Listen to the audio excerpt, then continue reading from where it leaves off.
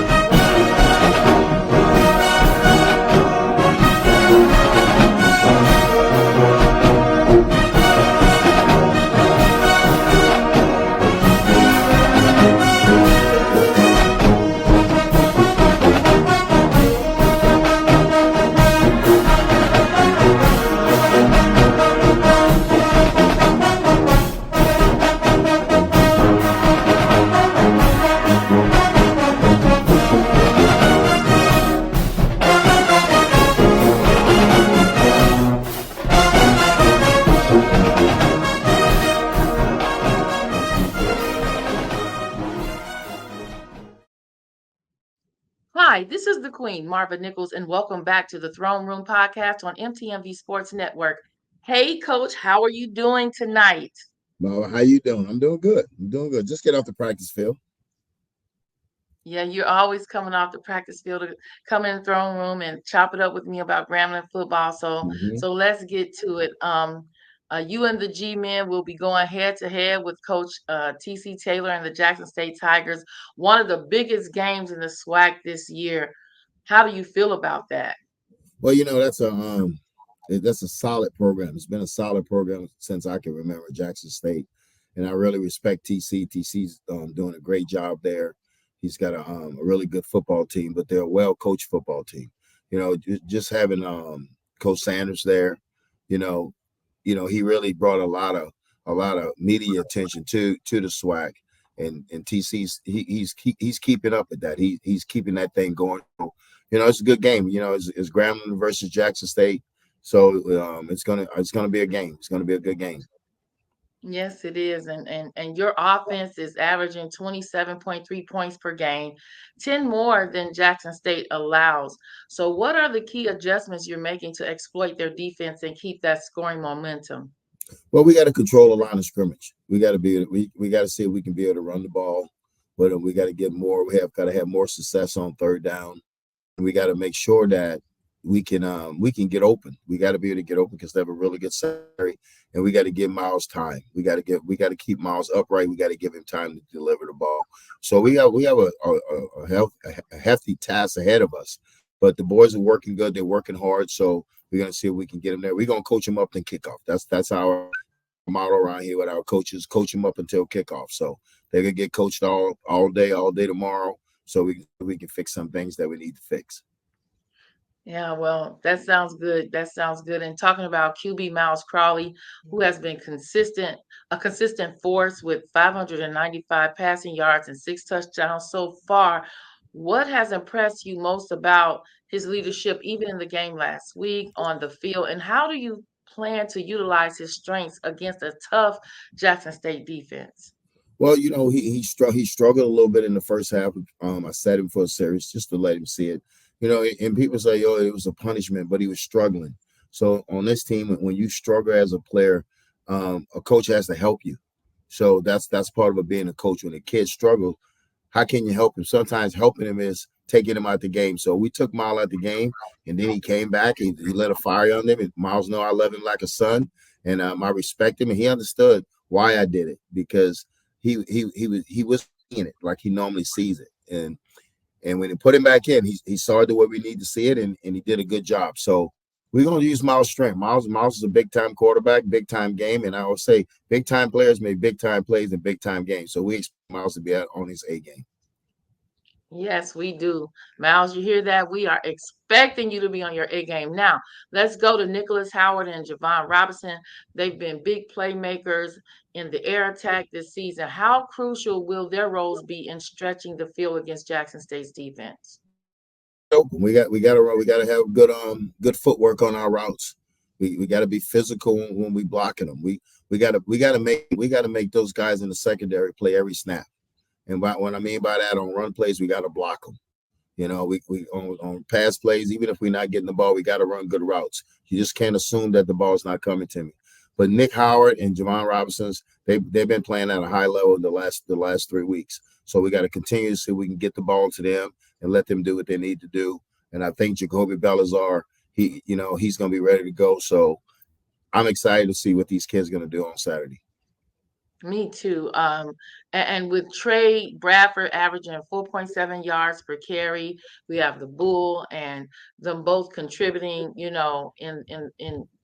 the game. How important on the offense? How important will their versatility be in breaking down Jackson State's strong defensive front?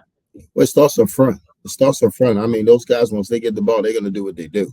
But it starts up front. We got to get a hat on the hat. We got to do a better job of getting the hat on the hat. We got to do a better job of recognizing what front that we're getting.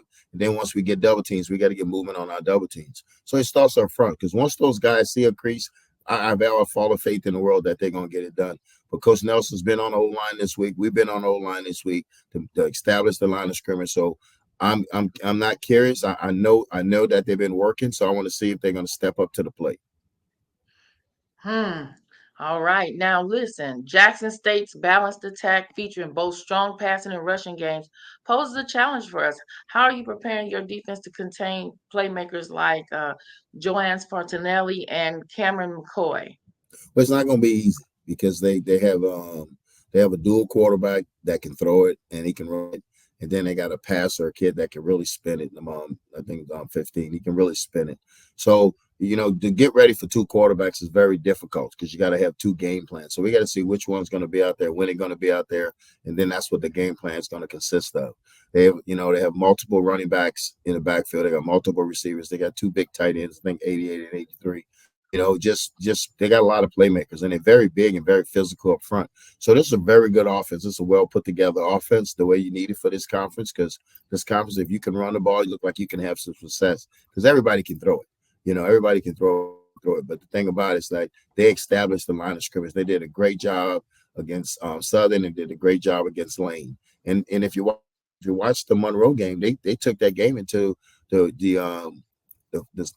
fourth quarter. It was 14-14. Yes. So Yes. they played tough. They played a good team. So this is a good football team, offense, defense, and special teams.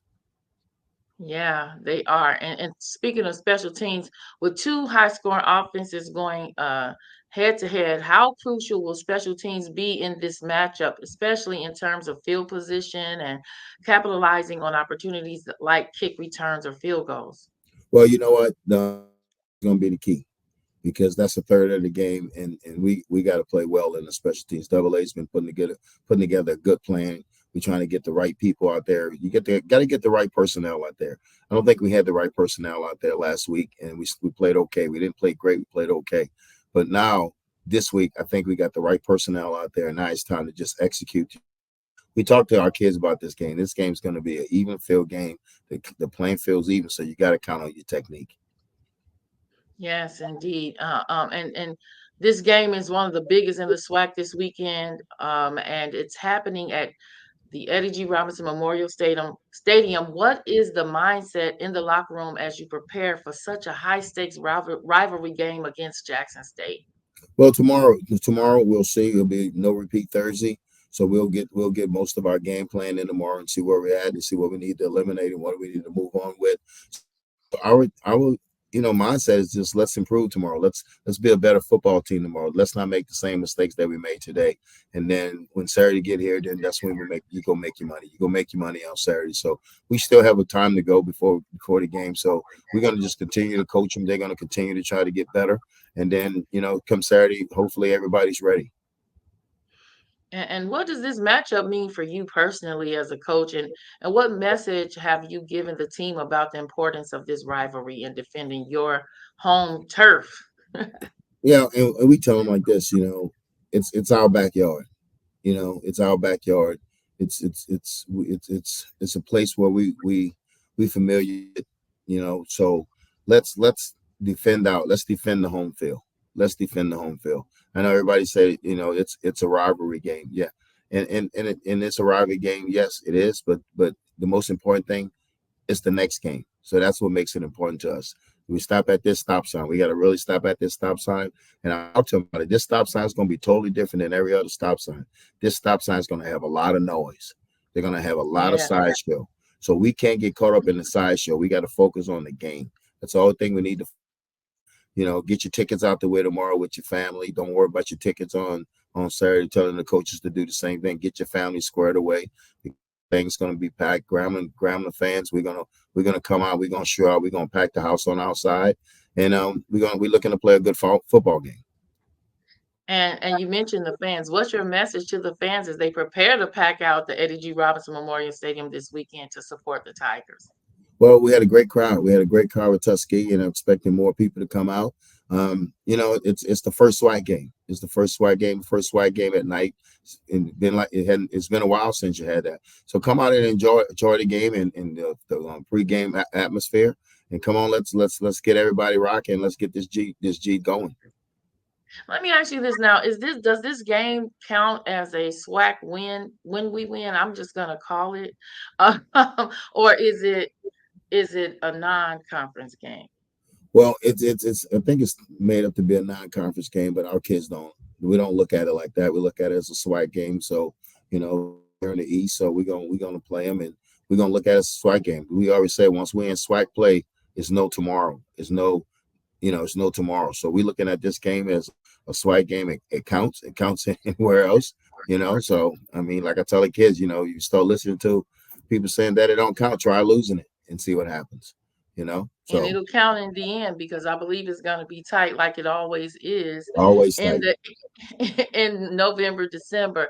Yeah. And so, Coach, I also want to congratulate you on last week's win. You came back and won in the overtime against Texas A&M Commerce.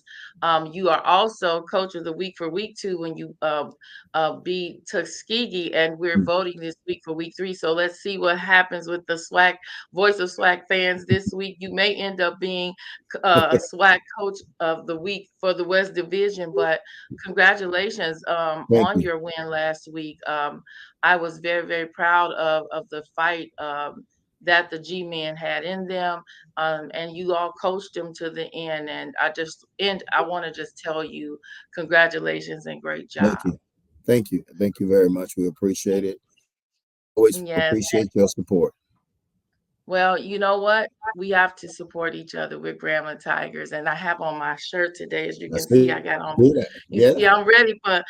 This is my pregame outfit. So you just wait till you see me in Grambling. I'm gonna have my bling on, my sequin. They're gonna be able to see me at night on that in the audience, okay, in the stands. So Gotcha. I am Miss Grambling. I tell people all the time, I don't play with that. I don't wear anybody else's paraphernalia. I don't care what other school my kids went to. I don't wear anything but Grambling State University gear. And that's how it's always going to be. Although I cover all the SWAC, I'm always a Grambling Tiger. And with that being said, we are going into week 4 of HBCU football. Make sure you go on the poll and vote for week 3, the coaches of the week. And you have until tomorrow or Mhm. Thursday evening at 11:59 p.m. So vote, vote, vote. With that being said, so all the kings and queens out there, from my throne to yours, continue to inspire greatness and farewell until our next crown session. Thank you for joining the coach and the queen. Thank you, Coach Mickey Joseph, for Thank being you. on the Throne Room podcast. Thank you Until very next much. time. Peace.